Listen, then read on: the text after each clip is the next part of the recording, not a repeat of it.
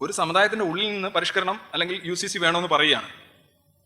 അപ്പോൾ നിങ്ങൾ പറയും അങ്ങനെ വരികയാണെങ്കിൽ അനുവദിക്കാം. അങ്ങനെ വരികയാണെങ്കിൽ പിന്നെ നിങ്ങൾ അനുവദിക്കാൻ എന്താണ്? അതൊരു ചോദിക്കുന്നതോട് ചോദിക്കേണ്ട കാര്യമാണ്. അതിനകത്ത് ഉള്ളിൽ നിന്ന് ഒരു സമുദായത്തിന്റെ ഉള്ളിൽ നിന്ന് അങ്ങനെ ഒരു ആവശ്യം വരികയാണെങ്കിൽ നിങ്ങൾ പിന്നെ അനുവദിക്കണം. നിങ്ങളുടെ ബ്ലെസ്സിങ്സിന്റെ ആവശ്യമുണ്ടോ? നിങ്ങൾ ആരാണ്? നിങ്ങൾ മതത്തെ പേടിച്ച് മതത്തെ പ്രീണിപ്പിച്ച് ജീവിക്കുന്ന ഒരു വിഭാഗം ജനങ്ങൾ. നിങ്ങൾ പറയാണ് മതത്തിന്റെ ഉള്ളിൽ നിന്ന് അങ്ങനെ ശക്തമായ ഒരു ആവശ്യം വന്നു കഴിഞ്ഞാൽ നമുക്ക് അത് അനുവദിക്കാം. ഇതൊക്കെ മമ്മൂനിസം, 3rd ഡിഗ്രി മമ്മൂനിസമാണ്. നിങ്ങളുടെ ഒരു അനുവാദവും ബ്ലെസ്സിങ്സും ഒന്നും ആവശ്യമില്ല.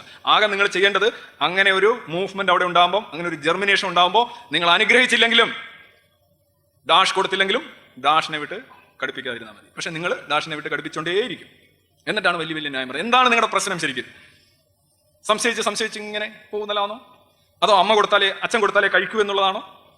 ആക്ച്വലി ഇതൊരു ഓരോ തവണയും UCCയെ കുറിച്ചൊരു വാദം വരുമ്പോൾ നമ്മുടെ പുരോഗമന ശക്തികൾ എന്നറിയപ്പെടുന്നവർ അവർ താളം ചവിട്ടുകയാണ്.